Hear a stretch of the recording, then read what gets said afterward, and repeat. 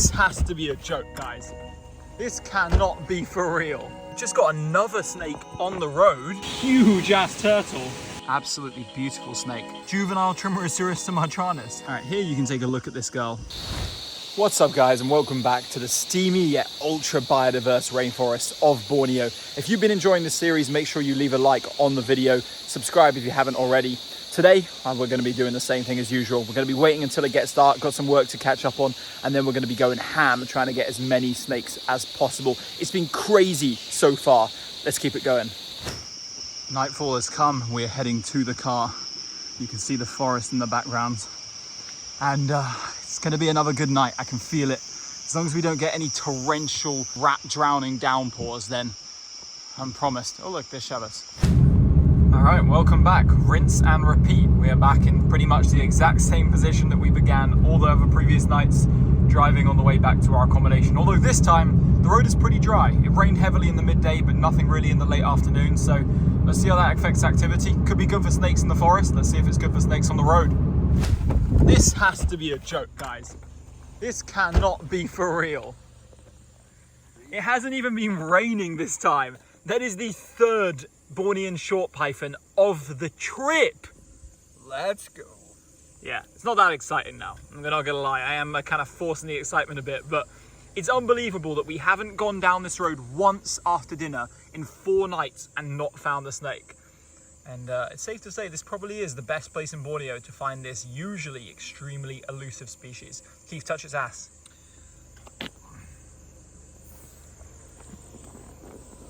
Whoa, look at that twitch. Keith, touch his ass again. This one's kind of small. Way smaller than the first one. No, touch it again. No, like you have to, like that, you see? Amazing.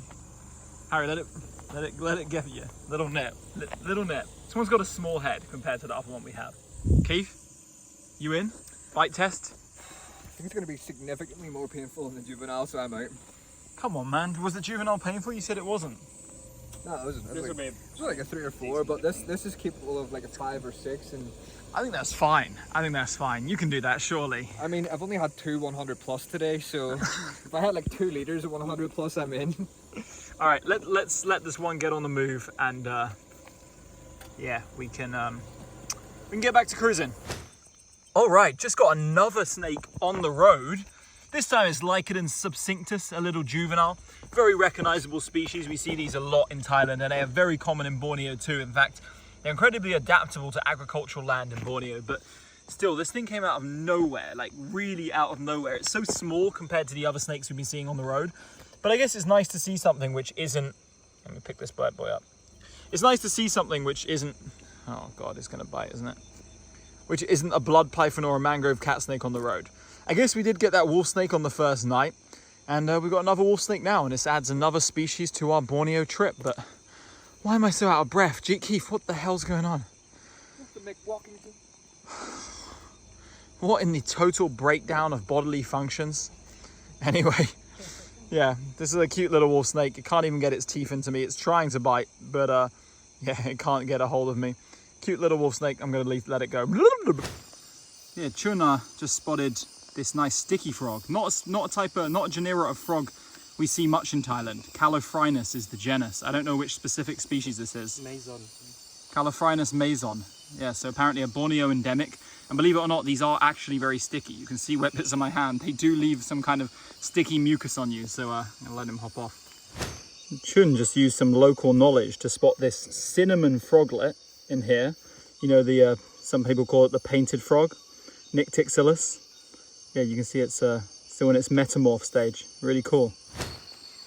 Just found the world's smallest green-crested lizard. Look at the size of that. One must be newly hatched. Crazy. Oh, yeah. Our first snake of the night, spotted by Keith. Juvenile Trimerosaurus sumatranus, hatchling, pretty much. Wow. I thought it was just like a normal hatchling, like. Well, would you look at that? Juvenile sumatranus. Not particularly impressive at this size, are they? They look more or less like any old green viper we'd see in Thailand or something, but Yeah, they still have, it's not so visible in this light, but it has a very yellowish touch to it. Some very faint banding present, but we're not going to disturb this one. We're going to leave it on the edge of the trail because it just seems to be happy hunting here, and we can probably see it when we come past later. But yeah, really cool, great spot by Keith. That's first snake of the night walking. Let's find some more. So Chun just spotted this Haetelomyxterizans. We believe it's the exact same one we saw the other day. Some people were telling me that Haetelomyxterizans is not recorded on Borneo, but I can tell you 100% this is. The green tail, the short snout, the banded pattern on the body, very obviously Myxterizans. And plus, if you look at the venter, you see there, yeah, that's Myxterizans right there. But yeah, we already saw this individual snake, but we thought this time we'd catch it because, yeah, apparently this is like a record for Borneo. I heard from some friends working elsewhere in Borneo that they have been looking into these and they think they found Myxterizans there too. But yeah, in my opinion, this is very, very conclusive evidence that this species occurs here. But let's keep moving, find more snakes. All right, third snake of the night, spotted by Keith again, is this nice Dendrolaphus formosus. I say nice because the last one we saw was one of the ugliest I've ever seen of this species. At least this one isn't in shed. You can see some form of like dark red on the dorsum, yellow stripes on the side are very present.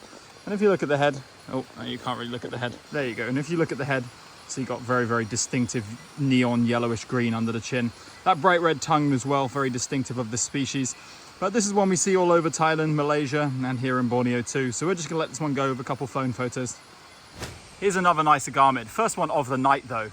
And the thing with these agamids is they're always like covered in mosquitoes. I mentioned that earlier with the juvenile one, but really like it is seriously like the vast majority of them are just covered in mosquitoes, which is weird because we didn't get really any mosquitoes on us when we're in the jungle, but they seem to love these guys.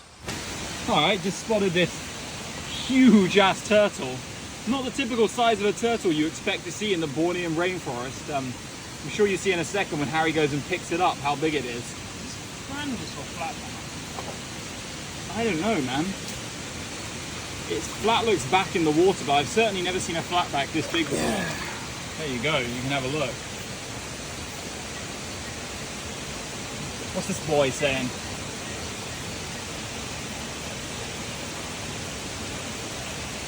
Female, oh sorry, male. That's what I meant to say. Concave belly. Some kind of mammal up here. Yeah. Oh yeah, so there is.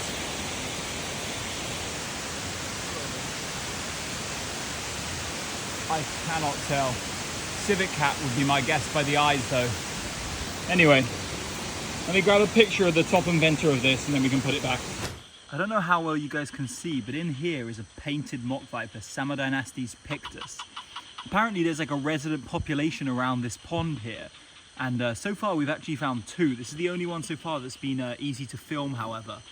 I'm not going to disturb it just because we've actually got a decent view of this one here. But yes, they just rest above this water. I would be inclined to think they're hunting, but this one's certainly not. This one either looks gravid or it's got a meal in it. And it's just like chilling here, digesting or doing whatever its business, just relaxing, getting some rest. But really interesting species I've never seen before in my life. A new one for me, 100%. Yeah, this one is heavily gravid. Holy crap. I was looking mainly through the phone, now I look with my own eyes and it really is. But yeah, nice snake. Let's see if we can get another one on video, but the others were like very far away. Literally, as I was photographing that not mock viper, painted mock viper, Harry walked around the other side of the pond and this Dendrolaphus HAAS was just chilling out here.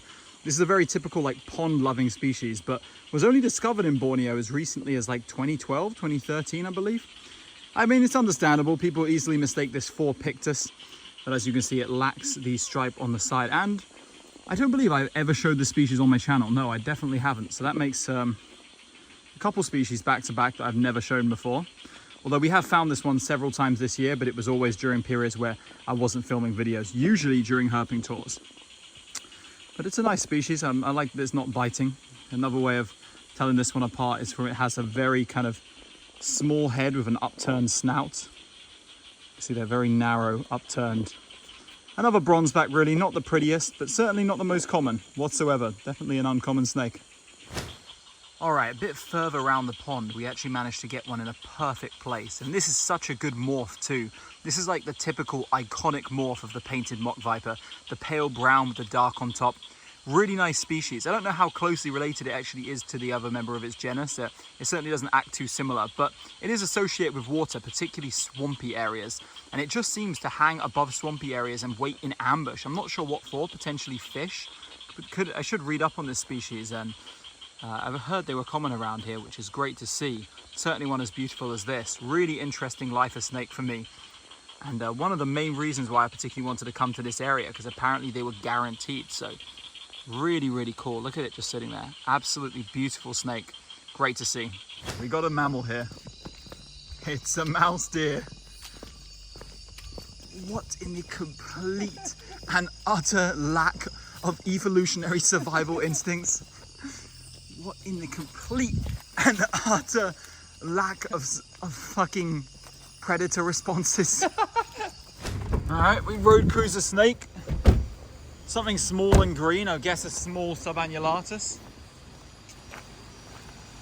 Yeah, not the kind of snake you really expect to be crossing the road, a young male Tropodelamus subannulatus, but I mean, at least this new road we went to check out has turned something up. Who's blocking their light? Pass that to me. Thank you.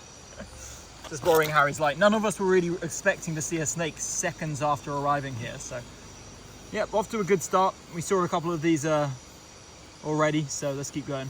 Okay, Keith just spotted this big female Tropodelamus subannulatus, Borneo keeled pit viper, looking really, really, really fat up there. I'm surprised it doesn't have more of like the iconic female patterning on it for one of this size.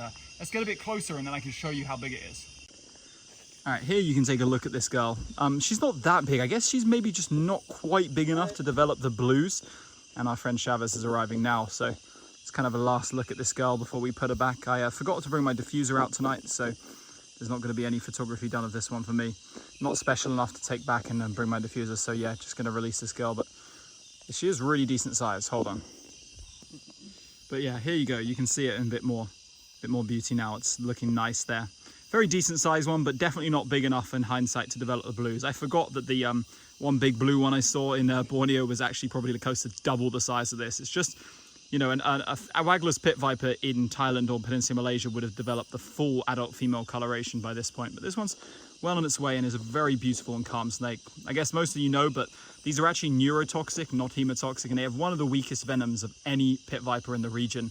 A bite from this would be very painful, but is unlikely to cause any ulterior effects. But yeah, we're just going to put this girl back. What's up? What in the absolute adjournment of all social sentience?